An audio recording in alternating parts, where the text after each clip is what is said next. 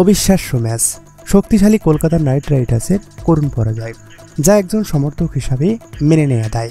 এদিন ক্ষণে ক্ষণে বদলেছে ম্যাচের চিত্র, এক ওভার কলকাতার পক্ষে তো আরেক ওভার পাঞ্জাব কিংসের পক্ষে।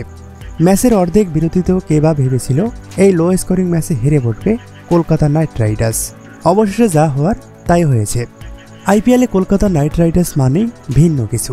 গত আসরেও হয়েছেন চ্যাম্পিয়ন। আজ পাঞ্জাব কিংসের মুখোমুখি হয়েছে কিং খানের দল।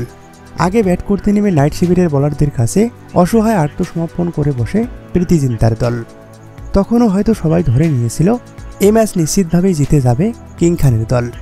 চোখে মুখে তাই হতাশার চাহনি মালিক প্রীতি জিন্তারও। তবে জবাব দিতে নেমে শুরুতে মাত্র 5 রানের মাথায় 2 উইকেট হারিয়ে বসে শাহরুখ খানের দল। তবে সেখান থেকে কিছুটা আশা জাগালেও সেই আশায় পানি ঢেলে দেন চাহাল। 112 রানের লক্ষ্যে খেলতে নেমে কলকাতা 15.1 ওভারেই সব কয়টি উইকেট হারিয়ে বসে, যার ফলে 16 রানের জয় নিয়ে মাঠ ছাড়েন পাঞ্জাব কিংস।